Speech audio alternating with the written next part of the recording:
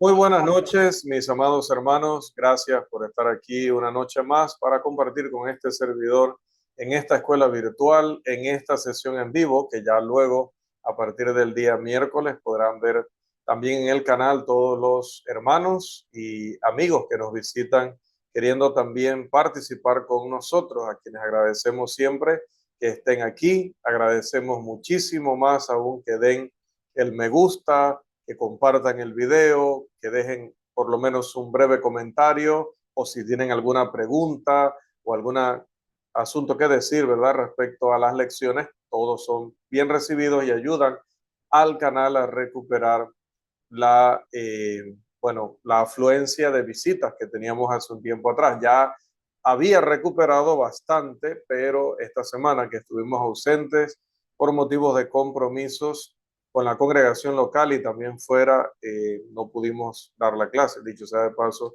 disculpas tanto a los estudiantes que están ahora mismo aquí como también a los que cada miércoles buscan los videos porque olvidé avisarles, aunque siempre creo que la mayoría de los que está aquí, si no todos, también los tengo en Facebook. Seguramente vieron allá el anuncio de que estábamos participando de aquellas actividades, pero de todas maneras pedimos disculpas, sobre todo a los que no sabían y buscaron, ¿verdad?, la lección.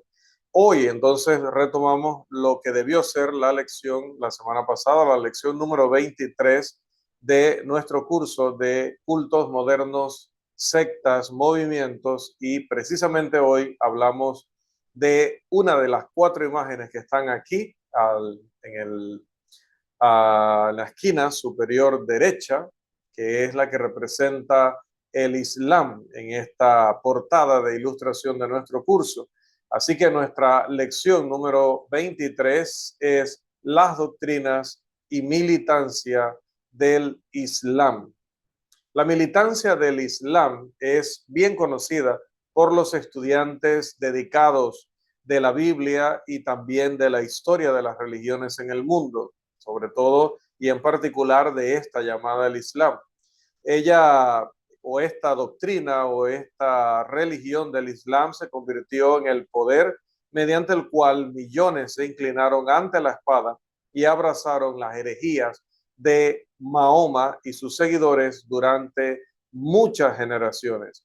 El Islam es una fuerza a tener en cuenta tanto política como religiosamente en nuestro mundo hoy. Si usted mira detenidamente las noticias de Europa, lo que está pasando en Londres, lo que está pasando en España, lo que está pasando en Suecia, lo que está pasando en Holanda, ahora Países Bajos, todo tiene que ver precisamente, y muchos otros países que podríamos mencionar, con la invasión de inmigrantes que defienden esta postura religiosa y que de manera legal y la mayoría ilegal entran a estos países para multiplicarse de una manera increíble, porque el objetivo es aniquilar a las razas que pertenecen a estos lugares, Suecia, España, etcétera.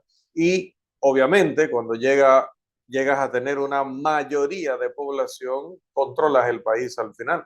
Esto está pasando, de hecho, en Londres, donde casi 14 alcaldes son, aunque nacionalizados, británicos, en realidad de ascendencia son total y completamente árabes de confesión islámica. Entonces, imagínense cuando un país tan poderoso como ese en la tierra tiene en 14 de sus principales, distritos se llamarían o municipios en nuestros países, a personas que defienden el Islam, que son descendientes de ambos padres árabes y también de convicciones islámicas, a dónde va a ir a dar ese país.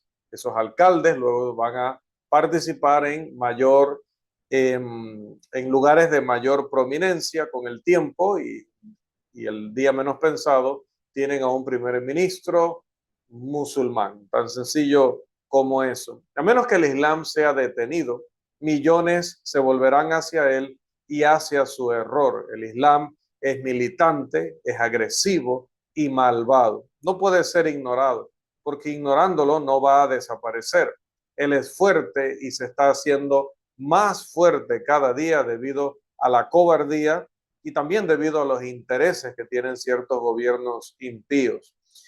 Nosotros como cristianos debemos enfrentar, como dice Primera de Pedro 3:15, todos los errores conocidos. El Islam merece en este sentido nuestros mejores esfuerzos para dar una respuesta adecuada. Debemos aprender de qué tratan sus doctrinas y enfrentar a sus defensores. La Biblia tiene la respuesta y debemos defender la verdad y oponernos a este gran error. Hablemos en nuestro primer punto acerca del desafío que presenta. Aquí debió haber otro punto antes de ese que debió llamarse un desafío para el Islam. Nadie puede negar que la Biblia y el Corán existen. Son dos libros que están aquí. Ningún hombre puede negar que cada uno describe a un gran líder religioso. Nadie puede negar que ambos afirman proceder de Dios. Nuestro problema es decidir cuál es realmente el verdadero, el último profeta de Dios y cuál libro es la verdadera y última revelación de Dios. No pueden ambos ser de Dios, ya que se contradicen en numerosos lugares, como mostrará esta lección. Durante muchos años los musulmanes han sentido que podían creer en Cristo y en Mahoma. Ellos creen que tanto la Biblia como el Corán proceden de Dios, por lo menos en donde no se ha corrompido la Biblia, dicen ellos, un lenguaje parecido al de nuestros amigos mormones. Rara vez alguien se ha atrevido a decir que no se puede aceptar a Mahoma y a Cristo, aunque estos dos no estén de acuerdo. Rara vez alguien ha mostrado que la Biblia y el Corán enseñan doctrinas conflictivas o contradictorias entre sí. La verdad siempre es consistente y donde hay contradicción tiene que haber falsedad. Y si estos dos libros se contradicen, uno de ellos tiene que ser falso. La Biblia nunca se contradice a sí misma, pero sí contradice a libros que han sido creados por hombres y que no tienen nada de la inspiración de Dios. Si se puede mostrar que Cristo y Mahoma enseñaron cosas contradictorias, si se puede mostrar que la Biblia y el Corán no concuerdan, entonces una persona honesta, una persona objetiva, debe tomar una decisión si quiere seguir siendo considerada honesta y objetiva. Ya no podemos creer que ambos vinieron de Dios. Debes mirar a los libros mismos para encontrar esta respuesta. Debes un día encontrarte con Dios en juicio y ser juzgado por la decisión que has tomado de seguir un libro o de seguir al otro o de intentar mezclarlos. Que Dios ayude a cada persona en ese dilema, si le podemos llamar así, a tomar la decisión correcta, porque esa persona y solo esa persona será responsable de la decisión que haya tomado. Bien, decíamos entonces que necesitamos comparar la Biblia con las enseñanzas del Corán, del Islam, para ver si verdaderamente concuerdan, si están en unidad o se contradicen. En esta línea, hablemos ahora sí, pues de por lo menos nuestro primer punto en diapositivas, que es la Biblia presenta a Jesucristo en la profecía. En primer lugar, hermanos, como todos bien sabemos, el hombre no puede conocer su futuro. Voy a cambiarme aquí para no interrumpir las lecturas bíblicas. El hombre no puede conocer su futuro, decía, solo puede predecir la historia, de acuerdo, solo Dios, perdón, puede producir la historia como podemos verlo a través de la profecía bíblica, como lo podemos ver a través de la Santa Escritura. La Biblia claramente, por ejemplo, predijo la venida de Cristo. Esto por sí solo sería suficiente para probar que la Biblia es la palabra de Dios, no una palabra de Dios, sino la palabra de Dios. Cientos de años antes de que Cristo naciera, los escritores del Antiguo Testamento hablaron sobre la venida del Mesías, como se le llama en las escrituras hebreas, o el Cristo, como se le llama en griego en las escrituras del Nuevo Testamento. El hecho de que el Antiguo Testamento se completara varios cientos años antes del nacimiento de Cristo y sin embargo lo señale tan perfectamente que en todos los puntos cumple las predicciones, es una prueba concluyente de que Dios inspiró a los antiguos escritores de la Biblia. 2. Moisés mismo dijo en Deuteronomio capítulo 18 versículos 15 al 19, profeta les levantaré, o hablando de parte de Dios, dice, profeta les levantaré de en medio de sus hermanos, como tú, Dios habla sobre Moisés, y pondré mis palabras en su boca, y él les hablará todo lo que yo le mandare. Mas a cualquiera que no oyere mis palabras, que él hablare en mi nombre, yo le pediré cuenta. Los apóstoles aplicaron esta profecía a Jesucristo en Hechos capítulo 3, los versículos 18 al 26. Este texto nunca se aplicó a Mahoma y no podía aplicarse, de hecho, ni a él ni a ninguno de sus seguidores o ninguno de sus herederos. El profeta del que se habla aquí no podía ser árabe, no podía ser de otra nacionalidad fuera de Israel, porque note que el texto dice allí, donde lo hemos resaltado, que este profeta iba a salir de en medio de sus hermanos. Está hablando allí con el pueblo de Israel. Es decir, tenía que venir de los judíos y Mahoma nunca fue judío.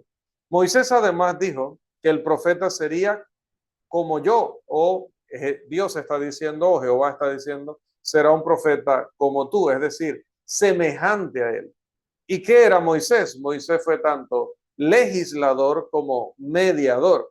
Mahoma nunca fue mediador. Sin embargo, cuando vamos a la Biblia encontramos que Cristo fue ambos, legislador y mediador. El Nuevo Testamento dice claramente en la carta que el apóstol Pablo escribió a Timoteo, en la primera 2:5, porque hay un solo Dios y un solo mediador entre Dios y los hombres, Jesucristo hombre. El cumplimiento de esta profecía por sí solo mostraría la necesidad de escuchar a Jesucristo como el profeta final de Dios, pues ningún otro profeta fue anunciado de esta manera. Y Moisés pronunció estas palabras cientos de años antes de que Cristo viniera. Tercero, todo sobre la vida y carácter de Jesús fue también profetizado, no solamente su nacimiento o qué tipo de profeta sería. Dice la escritura que se profetizó el lugar de su nacimiento en Miqueas 5:2 y vemos su cumplimiento en Mateo 2:1, que sería llamado Hijo de Dios y así se declaró en Mateo 17:5, que un mensajero estaría por delante de Jesús anunciando su venida y así sucedió con Juan el Bautista según Lucas 1:17, que entraría a Jerusalén triunfante, dice Zacarías 9:9, pero sería rechazado, dice Isaías 53:1-3, lo cual ocurrió como registra Juan 1:11 y Mateo 27:22-23. Su traición y el juicio que le realizaron, a pesar de no ser culpable de nada, fueron profetizados por Zacarías en el capítulo 11 e Isaías en el capítulo 53. La crucifixión y sepultura también fueron profetizadas en Isaías 53 y en el Salmo 22. Y sucedió todo esto exactamente así, tal cual podemos leer de ello en el Nuevo Testamento, en Juan 19, 23 y 24. Él habría de resucitar de entre los muertos, dice Isaías 53, 10-11, Salmo 16, 10 y el Salmo 12 y el 7. Pero no solo esto, se profetizó que también luego de su resurrección ascendería a lo alto, según el Salmo 68, 18 y 24, 7, que sería coronado con poder y gloria, profetizó Daniel en el capítulo 7 y los versículos 13 y 14 de su libro. Jesús resucitó, sí, al tercer día, dice Lucas 24, 1-6. Ascendió al cielo, dice Hechos 1, 10 y 11. Se sentó a la diestra de Dios para gobernar como profeta, sacerdote y rey, como aprendemos en Hebreos capítulo 1, los versículos 1-14. Querido estudiante presente esta noche en esta sala virtual, recuerde que todo esto fue profetizado cientos de años antes de que Cristo naciera y se cumplió en cada detalle tal como los profetas lo predijeron. Recuerde que los libros están aquí. Los testigos han dado su testimonio verificado de que sucedió tal como está escrito. Todos los apóstoles murieron por su fe. Ninguno de ellos negó lo que había escrito. Ellos creían en lo que escribieron. ¿Por qué no lo vamos a creer nosotros? Y nuestras visitas y amigos que pasan por este canal, ¿por qué no lo va a creer usted? Además, pasamos a un siguiente punto. La Biblia presenta a Jesús y sus afirmaciones. En primer lugar, Jesucristo no puede ser ignorado. Si vemos en la historia, vemos en la Biblia, en el registro bíblico, pues sus amigos lo aman y sus amigos lo odian, pero todos deben reconocer el hecho de su existencia. La pregunta crucial es, ¿podría la simple sabiduría humana haber concebido y descrito a una persona así? Primero, Jesús, la persona de Jesús, lo que pensaba, lo que decía, lo que hacía, necesita, es más, exige una explicación. Él también exige una reacción o una actitud de nuestra parte. Cada individuo desarrolla una actitud hacia él de la cual depende el destino eterno del alma. Como Cristo preguntó una vez a sus discípulos, ¿quién decís que soy yo? Una consideración de su carácter, de su firmeza, su santidad, su amor, su misericordia, su justicia perfecta, ayuda a responder la pregunta que acaba él de plantear en el texto que citábamos, porque él es el único carácter universal en el mundo. Todos los hombres, incluso Mahoma, confesarán que son pecadores, pero Jesús no cometió ningún pecado y desafió a sus adversarios a convencerlo de pecado. Lea Juan, capítulo 8, versículo 46. Ni siquiera el Corán atribuye pecado a Jesús, aunque sí a todos los demás profetas y sí, incluyendo a Mahoma. En segundo lugar, Jesús reclamó igualdad con Dios. Una y otra vez afirmaba que él y el Padre eran uno, lo cual no dijo de nadie más en el sentido en que lo habló de su relación con el Padre, como se puede comprobar en Juan 5, 17 y 18, 19 al 20 y 22 al 29. Testificó que resucitaría de los muertos y que nos juzgaría. Lea Juan 5, 22 al 29. Declaró que verlo a él es ver al Padre. Lea Juan 14, 7 al 10. Y confesó ser el Cristo, el Hijo del bendito, en Marcos 14, 61 al 64. Lo cual, si usted recuerda, fue lo que aceleró la sentencia de su juicio ante el sumo sacerdote judío, porque consideró que se estaba igualando con Dios, diciendo que era de la misma naturaleza que Dios, lo cual obviamente estos hombres considerarían blasfemia. Tercero, Jesús no solamente dijo estas cosas, sino que aceptó adoración. Jesús enseñó, por un lado, que solo Dios debe ser adorado, Mateo 4:10 y Juan 4:23. Pero durante su ministerio aceptó adoración porque aceptó la adoración de un leproso en Mateo 8:2, de un dirigente de la sinagoga en Mateo 9:18 y de un ciego que él sanó en Juan 9:35 al 38. Después de su resurrección, aceptó adoración de los apóstoles, lea Mateo 28:9, y de Tomás aceptó su confesión de que él era el Señor y Dios, Juan 20:26 al 29. De esto podemos concluir que Jesús se presentó como alguien igual a Dios, pues solo Dios debía ser adorado. En cuarto lugar, Jesús reclamó ser sin pecado y desafió a sus enemigos, a probar lo contrario. Recuerde, leer Juan 8:46. Sin embargo, Jesús mismo había enseñado que eran hipócritas aquellos que se justificaban a sí mismos. Lea Lucas 18:9 al 14. Por lo tanto, o él era el Cristo o un hipócrita que se justificaba a sí mismo. En quinto lugar, Jesús reclamó ser el único salvador de la humanidad. Recuerda Juan 14:6, yo soy el camino, la verdad y la vida, dijo, y agregó, nadie viene al Padre sino por mí. Afirmó que su sangre sellaría el pacto entre Dios y el hombre y que su sangre obtendría el perdón de los pecados del hombre. Lea Mateo 20:28 y 26:28. De hecho, los apóstoles proclamaron orgullosamente que la salvación se encontraba solamente en el nombre de Cristo. Como bien sabe, eso está en Hechos capítulo 4, versículo 12. En sexto lugar, los apóstoles afirmaron que Cristo era la revelación completa de Dios. Lea Colosenses 1:15, Juan 14, 7 al 9 y Hebreos 1, 3. Y esto precisamente cumplió la profecía de Isaías sobre el Mesías o el Cristo venidero. Lea Isaías 9, 6.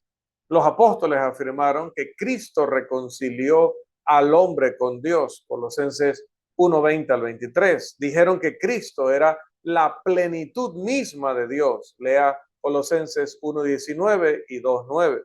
Afirmaron que en Cristo están escondidos todos los tesoros de la sabiduría y del conocimiento. Lea Colosenses 2:3. Si todos los tesoros de la sabiduría y del conocimiento se encuentran en Cristo, entonces no queda nada para Mahoma o cualquier otro. Nadie puede leer estos pasajes y dudar de que Dios afirma que Jesús es todo lo que un hombre podría querer o necesitar para la salvación. Puedes rechazarlo y negarte a aceptarlo, pero no puedes negar que lo que la Biblia enseña sobre él. La verdad es que ni Mahoma ni el Islam pueden mejorar o agregar algo al hombre que Jesús y la Biblia no hayan proporcionado ya. El hecho es que tanto Mahoma como el Islam quedan muy, pero muy por debajo de lo que Cristo y la Biblia esperan del cristiano. ¿Por qué entonces conformarse con algo inferior en lugar de lo mejor?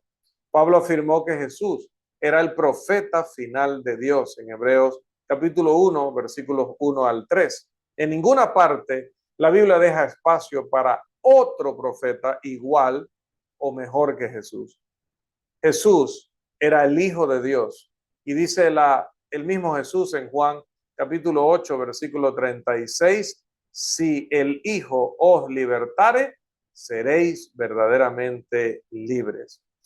También en séptimo lugar, en nuestro punto anterior, la gloria moral de Jesucristo, tal como se presenta en los 4 evangelios, no puede ser el producto del ingenio humano no asistido por el poder divino. Es decir, no pudo haber nacido simplemente de la inspiración natural que tiene un artista o que tiene una persona que se dedica a escribir en la literatura universal en cualquier época de la historia humana. Solo el Espíritu de Dios es competente para ejecutar este retrato sin igual del Hijo de Dios que encontramos en las páginas de la Biblia. Su relación con el pecado fue la ausencia de pecado en su vida. Su relación con la ley de Dios fue de obediencia perfecta. Su relación con el reino de Dios fue la de un rey perfecto y maravilloso, como podemos leer en Juan 18:36, Mateo 4:17, 6:10, Marcos 1:14 y 15, Mateo 7:22 y Lucas 23:3. Su relación con la providencia es de ser el gobernante y sustentador del universo, Hebreos 1:3. Su relación con las fuerzas de la naturaleza es que están bajo su control, completamente bajo su control. Su relación con la humanidad fue la de ser su único y ser su único Salvador. Dios en la carne, como dice el apóstol Pablo allá en Timoteo. Ahora, considere la aplicación de este argumento. Nada es más obvio que todo efecto requiere una causa adecuada. ¿Cómo resolvieron los evangelistas este poderoso problema de la humanidad con tanta originalidad y precisión perfectas? Solo hay dos respuestas posibles. Tuvieron ante sí al Cristo personal e históricamente y escribieron por la inspiración del Espíritu Santo de Dios. Nuestro siguiente punto habla acerca de cómo la Biblia presenta a Jesucristo y sus milagros. Los milagros son una parte definitiva de la enseñanza bíblica, tanto en el Antiguo como en el Nuevo Testamento, porque están entretejidos de manera perfecta en la revelación de Dios acerca de sí mismo. Como la palabra de Dios, la Biblia se mantiene o cae en este mismo punto, porque o bien los milagros ocurrieron como hechos reales que fueron registrados en el libro que conocemos como la Biblia, y la Biblia entonces es la palabra de Dios, o no ocurrieron y no es la palabra de Dios ni una revelación divina especial. No puede haber compromiso o no puede haber negocio en este asunto. El cristianismo se origina en Jesús y con Jesús, y Jesús definitivamente está asociado con los milagros. Los milagros son ayudas para la fe, vienen con un efecto decisivo para convencer a aquellos que están impresionados por la evidencia moral de que no están siendo engañados y que Dios en realidad está hablando a través de estos hombres. Según las historias del Nuevo Testamento, fue en esta luz que Jesús consideró los milagros. Donde no había preparación espiritual, donde no había una fe naciente, él se negó a realizar milagros.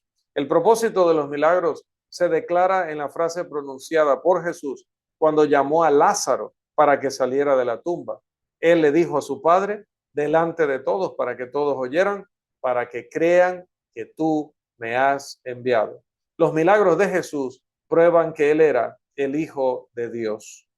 También la Biblia presenta a Jesús y la resurrección de Jesucristo. De hecho, se menciona más de 100 veces en el Nuevo Testamento y es el fundamento mismo del cristianismo. Sin la resurrección corporal de Jesucristo, su vida y obra carecen de sentido.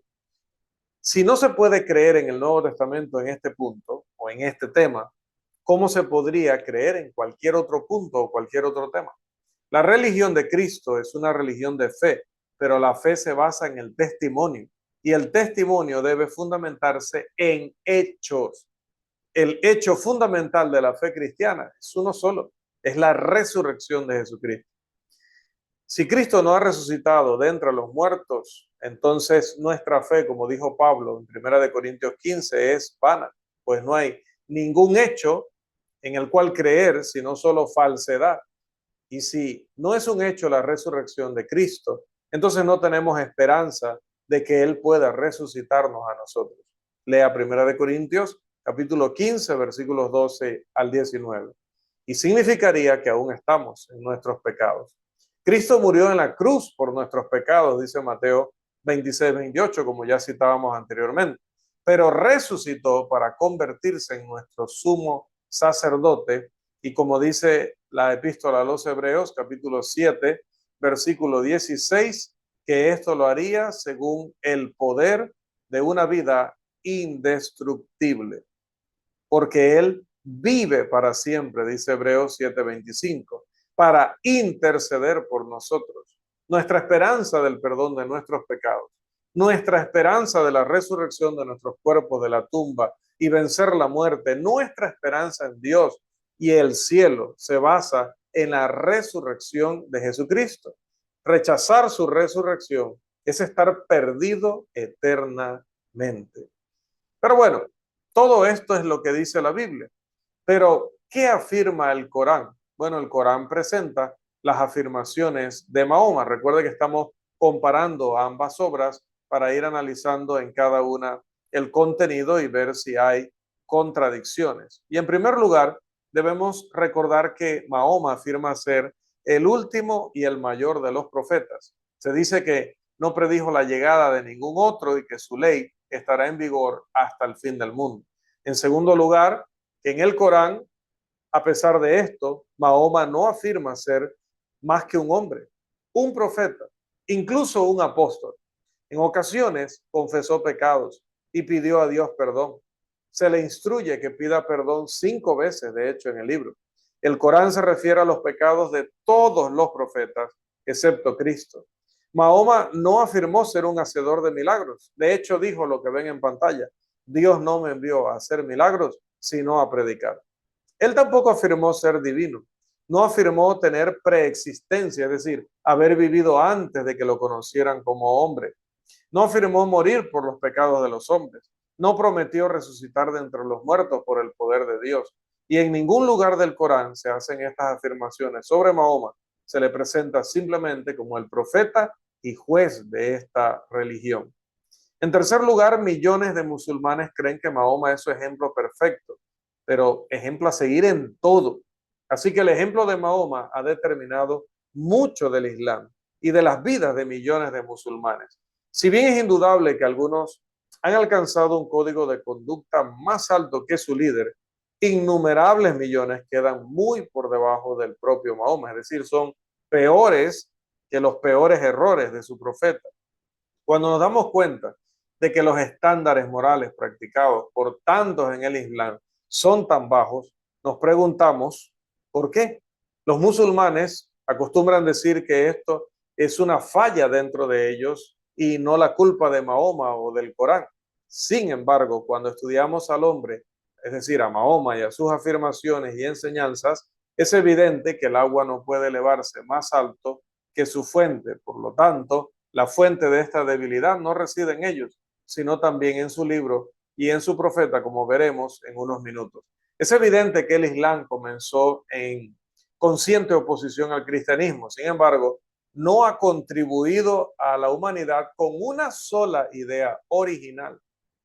No ha presentado ninguna idea religiosa novedosa al mundo. Seguramente esto es para meditar, esto es significativo. De hecho, sigamos en la comparativa. Vamos a hablar acerca del Islam y la Biblia. No hay duda de que Mahoma conocía muchas de las historias del Antiguo Testamento, pues algunas de ellas se repiten en el Corán. Mahoma reconoció a Cristo como un profeta de Alá, como le llama a su Dios. Afirmó que Cristo sanó a los enfermos, limpió a los leprosos y resucitó a los muertos. De hecho, en el Corán, Jesús es llamado Espíritu de Dios y Palabra de Dios. Pero Mahoma se opuso vehementemente al término Hijo de Dios, probablemente porque pensaba que eso implicaba que había existido una relación física entre Dios y María. Incluso hoy en día los musulmanes odian este término y generalmente preguntan, ¿acaso crees tú que Dios tomó una esposa para tener un hijo? Mahoma también entendió mal la enseñanza del Nuevo Testamento sobre la Trinidad, que habla sobre Dios, Cristo y el Espíritu, Dios Padre, Cristo y el Espíritu Santo. Mahoma pensó que la Trinidad era Dios, Cristo y la Madre de Cristo, María. Luego condenó a los cristianos por hacer a Jesús y a María dioses junto a Alá. El Corán afirma claramente también, por otro lado, que Jesús, escuche bien, no fue crucificado. Los musulmanes creen que Dios llevó a Jesús al cielo y que Él está vivo hoy en algo que le llaman el cuarto cielo. Imagínense, más alto que donde fue probablemente Pablo aquella vez allá en 2 Corintios 12. Creen que uno de los enemigos de Jesús fue crucificado por error en lugar de Cristo. Cuando Jesús profetizó la venida del Consolador, el Espíritu Santo, en los capítulos 14, 15 y 16 de Juan, los musulmanes aplican erróneamente esto a Mahoma. Pero una lectura cuidadosa de estos capítulos mostrará a cualquier persona honesta que Jesús estaba hablando del Espíritu Santo que Dios el Padre enviaría poco después. Cuando los cristianos muestran las contradicciones entre la Biblia y el Corán, y hay multitud de ellas, los musulmanes niegan que los cristianos tengan el verdadero evangelio, sino solo un documento falso que los propios cristianos han falsificado, como ya mencionaba anteriormente.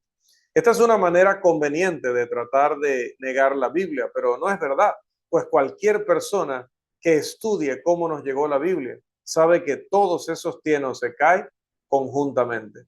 No se puede aceptar una parte de ella y rechazar otras partes. Uno se ve obligado a darse cuenta de que debe rechazar la Biblia o rechazar el Corán.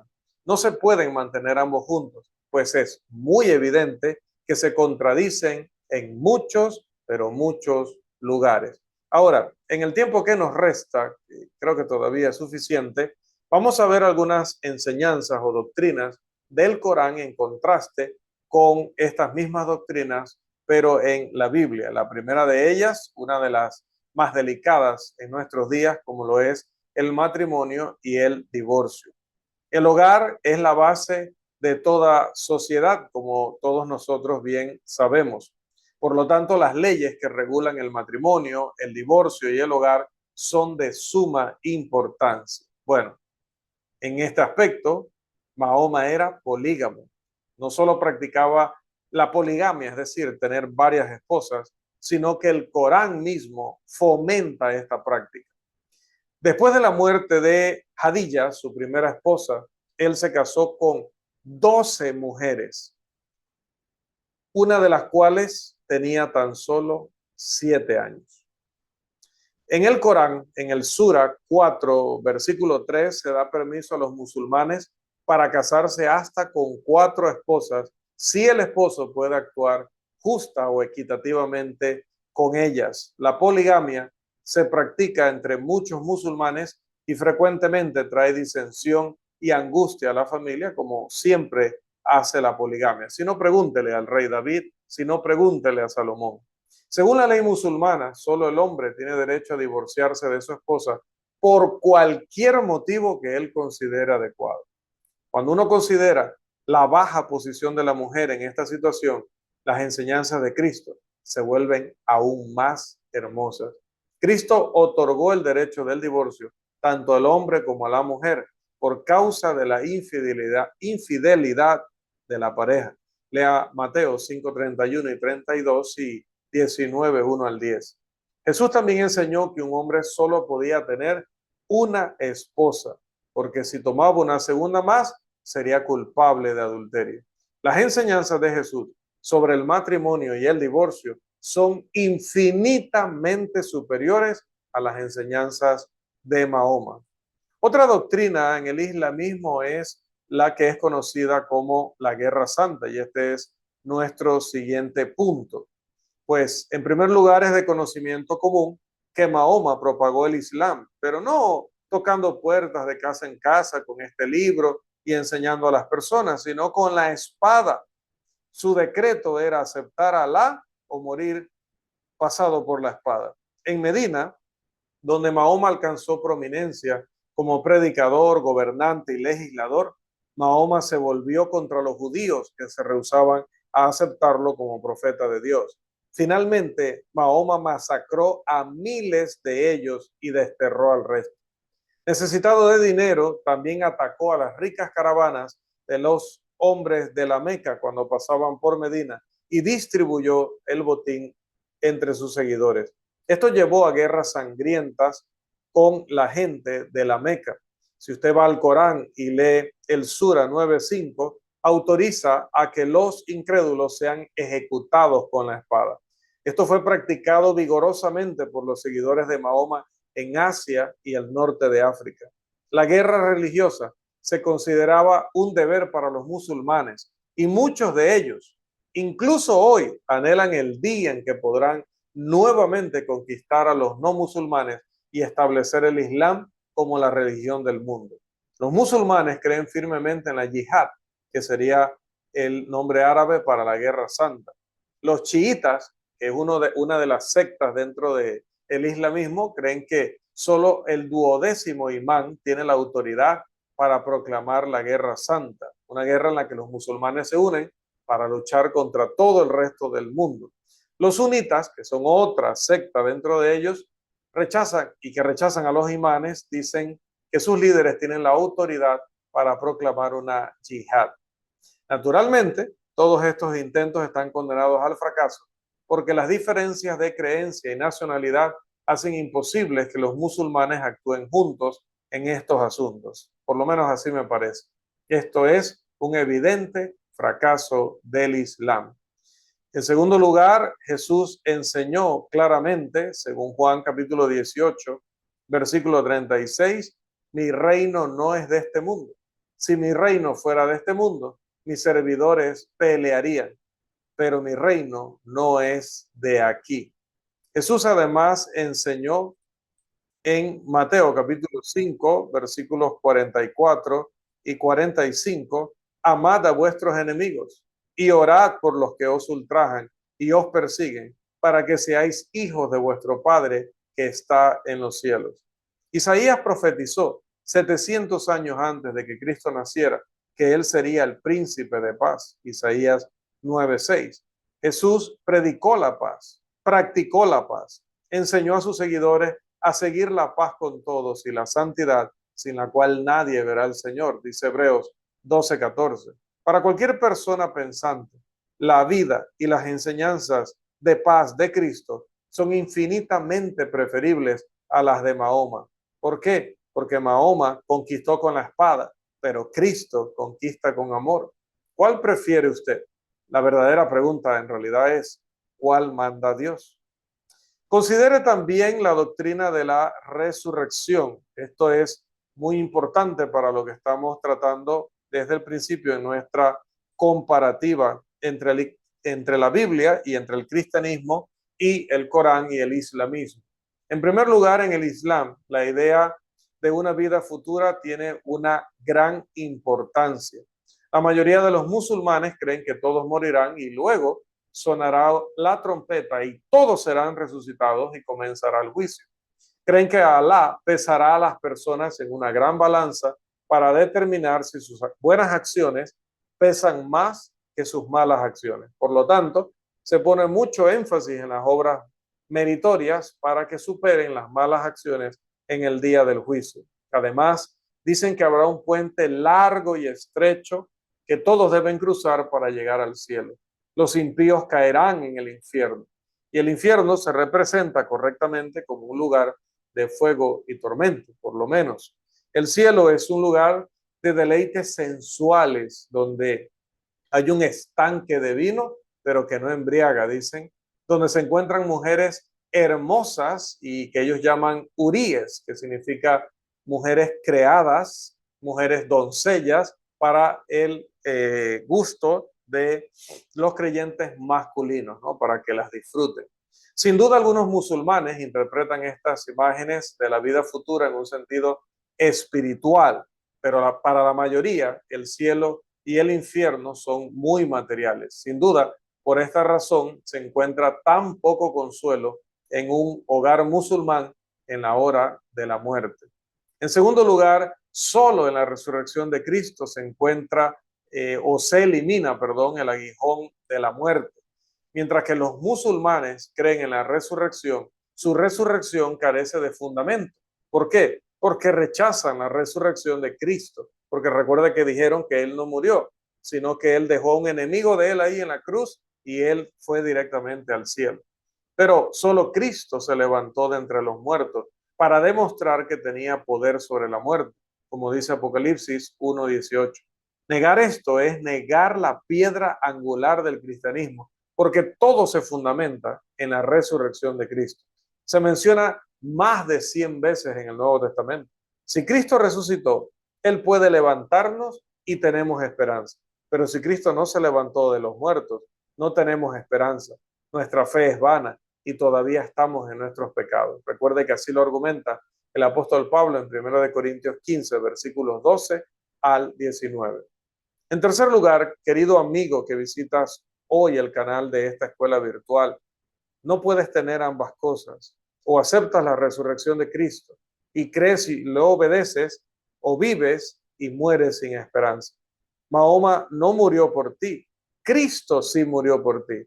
Mahoma no fue levantado de entre los muertos, Cristo sí.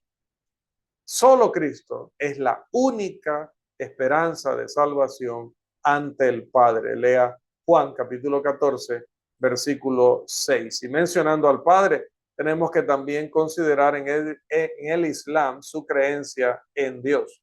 En primer lugar, el Islam dice, no hay más Dios que Alá y Mahoma es su profeta. Los musulmanes hacen gran énfasis en el monoteísmo, es decir, la creencia de que solo existe un Dios, y consideran que describir a Cristo como Dios es uno de los más graves pecados. Dios es visto como uno y absoluto. Él es trascendente, es decir, no lo puedes ver en persona, no puedes hablar con Él en persona como hablaron las personas con Cristo, como comieron y bebieron con Él, le tocaron, le abrazaron, durmieron a su lado. No, dice que eso es imposible cuando hablas de la deidad. Su voluntad, la voluntad de su Dios Alá es completamente arbitraria y puede cambiar a su antojo en una dirección totalmente contraria a la que primero había indicado. De hecho, el Corán dice lo siguiente: Alá extravía a quien Él quiere y guía a quien Él quiere. Y nadie conoce los ejércitos del Señor sino Él mismo. Y cada destino del hombre lo hemos atado en su cuello. Naturalmente, con esta creencia, los hombres son fatalistas que creen en el Kismet o en la predestinación. O sea, que Dios ya decidió el destino de cada uno independientemente de lo que haga. Esto explica en gran medida la desesperanza de muchos en tierras musulmanas y contribuye a sus condiciones atrasadas. Esa perspectiva destruye la iniciativa y el deseo de mejoramiento, porque pase lo que pase, es la voluntad de Alá, ya está escrita y no se puede hacer nada. Naturalmente, esta visión de Dios lo convierte en un ser desconocido, pues nadie sabe cómo actuará en el siguiente movimiento. En segundo lugar, Alá no es descrito como nuestro Padre, que es el concepto más grande en el Nuevo Testamento. Para el musulmán, el Corán rara vez menciona el amor de Dios. El versículo más importante, que es el 3:29, dice: si amáis a Dios, entonces seguidme. Dios os amará y perdonará vuestros pecados, pues Dios es perdonador, misericordioso. Dios no ama a los incrédulos. Y en la Sura 35:8, la anterior era la 7:178, ahora la 35:8 dice: en verdad Dios extravía a quien Él quiere y guía a quien Él quiere. Qué diferente es esta imagen del Dios de la Biblia. Según el estudio de la Biblia, Alá no es el Dios de la Biblia. Jesús reveló al Padre o al Padre Dios, dice Juan 14:9-11. De hecho, Jesús es la imagen misma de la sustancia de Dios, dice Hebreos 1:3. Jesús y el Padre son uno, dice Juan 10:30. Rechazar a Cristo es rechazar a Dios, dice Lucas 10:16. El Dios de la Biblia es uno, pero hay tres personas: Dios el Padre, Cristo el Hijo y el Espíritu Santo, que conforman ese Dios de perfecta unidad. Es sencillo ilustrarlo, quizás tomando la figura de un huevo. Un huevo es uno, pero está compuesto de tres partes para formar esta unidad. Hay la yema, hay la clara y hay la cáscara. Y sin embargo, solo hay un huevo. Así es con el Dios uno, hasta cierto punto. Recuerde que cualquier ilustración hablando de la naturaleza de Dios es imperfecta y nunca va a ni siquiera acercarse a la realidad. La Biblia presenta tres personas que conformarían la única deidad. En cuarto lugar, el concepto más grande de Dios en la Biblia es el de nuestro Padre Celestial.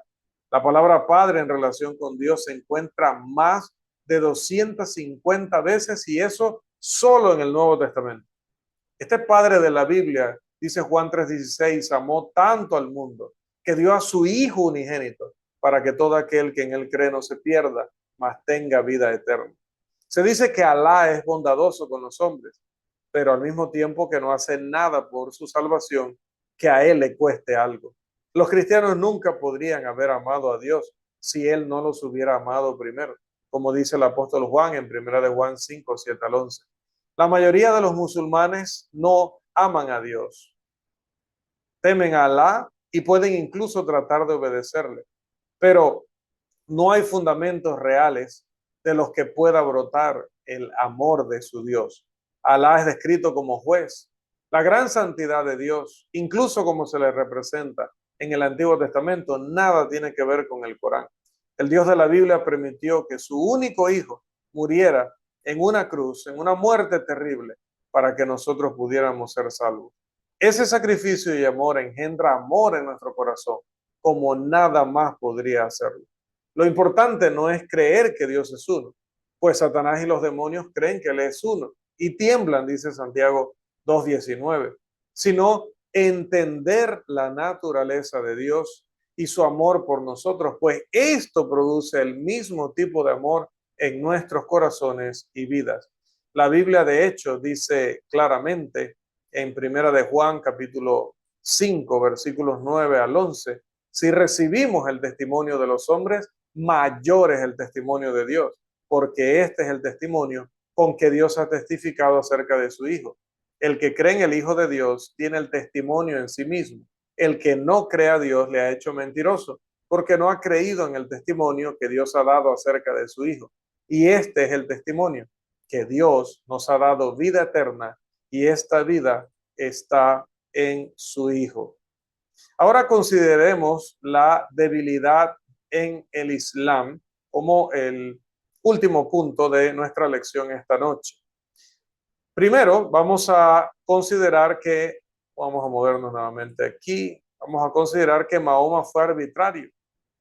Mahoma podía ser muy vengativo, y esto es fácilmente visible por los miles de asesinados primero en Medina, en la ciudad de Medina, y luego en las multitudes de guerras que siguieron. En ocasiones, Mahoma también podía ser generoso y benévolo. Era arbitrario. Hay elementos contradictorios evidentes en su carácter. En un momento podía ser un terrible asesino y en otro momento un profeta compasivo. Podía vengarse de sus enemigos cuando lo deseaba y perdonarlos en otros momentos. Era un autócrata dominante y era un guerrero en todo el sentido de la palabra. Generalmente él animaba a sus seguidores a la guerra y abogaba por la violencia hacia todo aquel que no fuera musulmán. Sin embargo, al mismo tiempo podía afirmar, no hay coacción en la religión, ¿sí? Así dice en el Corán, y permitir que los conquistados en ocasiones pagaran el jizya o tributo en árabe. Mahoma era arbitrario, no nos cansamos de repetirlo. La razón de que Mahoma fuera arbitrario se entiende fácilmente a la luz del Corán, pues este describe a su propio Dios, Alá, como un Dios arbitrario también. El Corán contiene una serie de pasajes que afirman la absoluta arbitrariedad de Alá. Recuerde, Él guía al que Él quiere.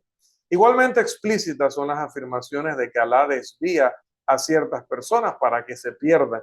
De hecho, numerosos pasajes en el Corán declaran explícita y conjuntamente que Alá guía y desvía, castiga y perdona, según su propio e inescrutable, incuestionable beneplácito. En general, Alá es representado como un magnífico, opulento e irresistible potentado mundial.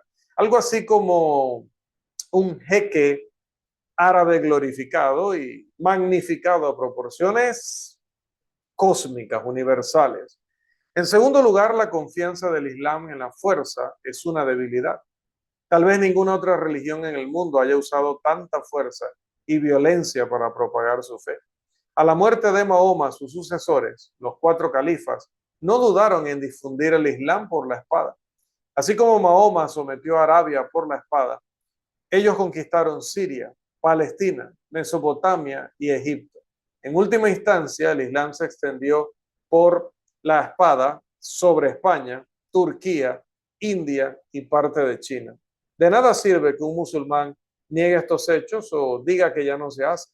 Mahoma, su fundador, fue un hombre de violencia, predicaba y practicaba la guerra y el Corán aún hoy en día autoriza la guerra, eso que llaman guerra santa. Tercero, la creencia del Islam en el fatalismo o en árabe, Kismel, es una debilidad también para esta religión. Cualquier observador puede reconocer un árbol por sus frutos, como dijo Jesús, y las naciones donde el Islam predomina se encuentran entre las más atrasadas en el mundo. Con la creencia de que pase lo que pase, es la voluntad de Alá, pues difícilmente podríamos ver otra cosa o podrían ser las cosas de otra manera. El Islam no ofrece un verdadero desafío a un hombre para mejorarse a sí mismo o su situación en la vida. Él acepta fatídicamente lo que suceda como la voluntad predestinada de Alá desde la eternidad y que él no puede cambiar de ninguna manera. Esta predestinación o creerse predestinado es producto de los decretos inmutables de Alá. Este es el 5.º artículo de fe del credo musulmán. Si esto fuera cierto, lo cual no lo es, entonces Alá sería el autor del mal. Esta, por cierto, es una doctrina que la mayoría de los teólogos musulmanes sostienen. Hay muchas escuelas de pensamiento que niegan por completo el libre albedrío del hombre. Esta filosofía fatalista de la vida que se deriva de esta doctrina es demasiado evidente en la vida diaria de los individuos en todo el mundo islámico. Incluso las peores calamidades suelen aceptarse como con nada más que el encogimiento de hombros y como si fueran estoicos, ¿no? Esto sin duda tiene mucho que ver con la condición estática y la falta de progreso en las tierras musulmanas. En cuarto lugar, otra debilidad del Islam se ve en su futuro paraíso, excesivamente sensual. El paraíso, con abundantes placeres para los sentidos, se representa esperando a los creyentes piadosos de Alá.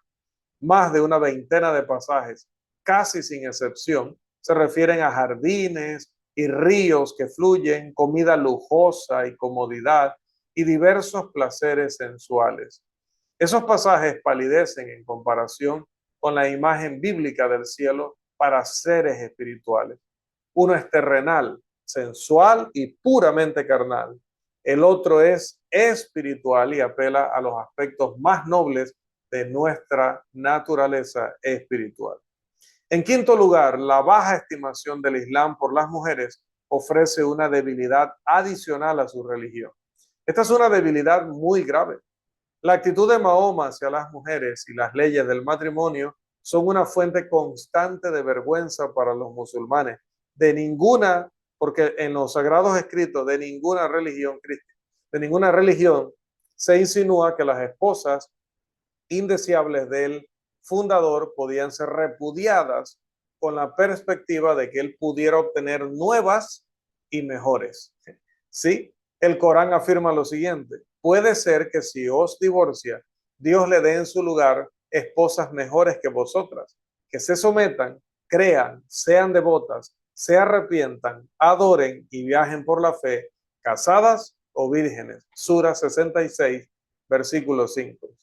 Él se casó con Zainab, la esposa divorciada de un hijo adoptivo, Said, y justificó su acción mediante una revelación especial de Alá. Y dice que Alá le dijo que eso era para que no fuera un crimen para los fieles casarse con las esposas de sus hijos adoptivos cuando hayan resuelto el asunto concerniente a ellos. Y el mandato de Dios debe cumplirse. No hay culpa para el profeta en lo que Dios le ha permitido. Sura 33, versículos 37 y 38. En segundo lugar, Mahoma estableció 4 esposas a la vez como el límite para los musulmanes. Sin embargo, este límite fue eliminado más tarde solo para él mediante, adivine, otra revelación especial. Dice sus escrituras: oh profeta, te hemos hecho lícitas tus esposas a quienes has dado sus dotes y las que tu diestra posee entre los cautivos de guerra que Dios te ha asignado, y las hijas de tus tíos paternos y tías paternas, y las hijas de tus tíos maternos y tías maternas que emigraron contigo, y cualquier mujer creyente que se entrega al profeta, si el profeta quiere desposarla, esto solo para ti y no para los demás creyentes. Sura 33, versículos 50 y 51. Las concubinas son esposas legales casadas por un periodo de tiempo fijo, ya sea un día o 50 años, y el vínculo matrimonial o moral se disuelve cuando expira ese tiempo. Mahoma se absolvió de su juramento de no tener nada que ver con su concubina llamada María y se libró del problema que esto causó entre algunas de sus esposas. Tal uso de las mujeres es degradante y denigrante, por decirlo menos. Una de las cosas en el cristianismo que más impresiona a los musulmanes es el alto estándar que Cristo ha establecido para el matrimonio y el amor y la armonía que se encuentran en los verdaderos hogares cristianos. En sexto lugar, el Islam se debilita por su asimismo inconsistente o animismo inconsistente que representa a los genios. Vamos a pasar acá a la presentación. El Islam se debilita por su animismo inconsistente que representa a los genios, los demonios, la piedra de la Kaaba y las oraciones repetitivas. Los genios son un grupo de supuestos espíritus intermedios entre los hombres y los ángeles que a veces se consideran buenos y a veces se consideran malos. Algunos de ellos se han sometido y por lo tanto se han convertido en musulmanes, supuestamente. Uno de los genios es el diablo. Al igual que los genios, la piedra de Kaaba ocupa un lugar destacado en el Islam. El principal lugar sagrado en la Meca es precisamente la Kaaba, un edificio de piedra cuadrado que tenemos en la portada de nuestro curso, de 12 yardas de largo, 10 de ancho y 15 de alto. En una esquina se encuentra la piedra negra de aproximadamente 7 pulgadas de diámetro, que se cree, bueno, creemos los demás que no somos musulmanes, que pudo ser un meteorito. que atrajo a los peregrinos musulmanes a la Meca muchos siglos antes de que el santuario se convirtiera en un centro de peregrinación islámica como lo es hoy. Mahoma se apoderó tanto de la Kaaba como de la piedra negra y centró su nueva fe en ellos, una obvia concesión a la costumbre animista popular de tomar un árbol y decir que es Dios, de tomar una roca y decir que es para comunicarse con Dios, etc. Eso es el animismo. La peregrinación y el beso de la piedra continúan como un ritual islámico y se vinculan con otras visitas a lugares santos como la tumba del profeta en Medina. En séptimo lugar, donde quiera que uno vaya por el mundo musulmán, verá a los hombres diciendo las 5 oraciones establecidas prescritas por su religión. Se requiere que cada adulto ore al menos 3 veces al día y en la mayoría de los lugares 5 veces al día. Las oraciones y las mismas palabras pueden repetirse hasta 10 veces en un día de adoración. Dado que no es lícito recitar las oraciones en ningún idioma que no sea el árabe, la gran mayoría de los musulmanes en países donde no se habla árabe prácticamente no entienden nada de lo que están rezando. Pero según la enseñanza islámica, no es necesario que los adoradores entiendan lo que dicen. Esto puede explicar la enseñanza a los niños de sus oraciones de memoria mucho antes de que entiendan las palabras árabes. Para la mayoría de los musulmanes, esto de orar es un acto mecánico sin ningún valor moral o espiritual para el adorador. Se les enseña que repetir las palabras correctamente es suficiente y decir las oraciones es una obra de mérito muy valiosa que expiará muchos pecados. ¿Esto le suena a alguna religión antigua que vino después de la iglesia del Señor? A veces al final de la oración árabe formal, el adorador hace una breve petición a Dios en su propio idioma por algo que él quiera. Pero la oración tal como la conoce un cristiano, es decir, la libre y gozosa expresión entre un hijo de Dios y su Padre celestial, es casi desconocida en el Islam. Esto puede explicar por qué muchas de las clases educadas rara vez cumplen con el deber de la adoración. En octavo y último lugar, quizá la mayor debilidad en el Islam es la debilidad patética en el carácter moral de Mahoma. Y con esto hoy terminamos. La conducta de Mahoma se considera un modelo a seguir minuciosamente. Mahoma es considerado el hombre perfecto. Debe ser imitado y su ejemplo seguido en todo, en la comida, en el uso del palillo de dientes, en la vestimenta, en la forma de cuidar el cabello, en la barba, en el matrimonio, en el trato a las esposas, en el trato a amigos y enemigos, en la adoración y en el gobierno y la guerra. Ya en este estudio hemos visto que Mahoma es arbitrario, vengativo y que abogó y practicó la violencia hacia los no musulmanes. Un hombre que se casaría con 12 mujeres, entre las cuales había una niña de 7 años, es sensual. Y puede ser cierto que él no consumó su matrimonio hasta 2 o 3 años después, pero imagínense, 9 años o 10 años, esto es una desgracia. Sus descripciones del paraíso para los fieles prueba aún más ese rango sensual que había en este hombre. Su decidido prejuicio a favor del hombre en el matrimonio muestra una genuina falta de consideración para las mujeres, creyendo que ellas eran una cosa, una propiedad más. Sus repetidas revelaciones que siempre aprobaban su conducta, aunque negaban los mismos derechos a otros musulmanes, muestran que era un hombre de un egoísmo innegable. El matrimonio es un ejemplo clásico para cualquiera que se tome la molestia de comparar las vidas de Cristo y Mahoma. Está obligado a exclamar: Mahoma fue un hombre pecador y Cristo es el Dios sin pecado. En cambio, el cristianismo, ¿qué es? Lo que dijo Jesús. La fortaleza del cristianismo está en pasajes y verdades que están en pasajes como Juan 8:24. Si no creéis que yo soy, en vuestros pecados moriréis. O Lucas 13:3-5. Antes, si no os arrepentís, todos pereceréis. O Juan 3:1-5. El que no naciere de agua y del Espíritu no puede entrar en el reino de Dios. Y mis amados, para cerrar el estudio de esta noche, pues dijo Juan, pero estas se han escrito para que creáis que Jesús es el Cristo, no Mahoma, el Hijo de Dios, no Mahoma, y para que creyendo tengáis vida en su nombre. En conclusión, Jesús ha desenvainado la espada del Espíritu contra todo error. Lea Mateo 25, Judas 3 y Primera de Pedro 3:15.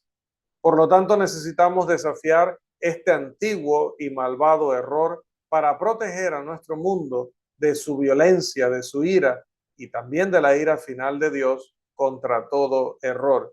Y que nuestro Dios nos ayude en este propósito. Hasta aquí, mis amados hermanos, nuestra lección número 23 acerca del islamismo y su militancia, esperando que todos se hayan edificado y estén mejor preparados para responder también a esta religión de hombres. Que el Señor les siga bendiciendo o nos siga bendiciendo ricamente.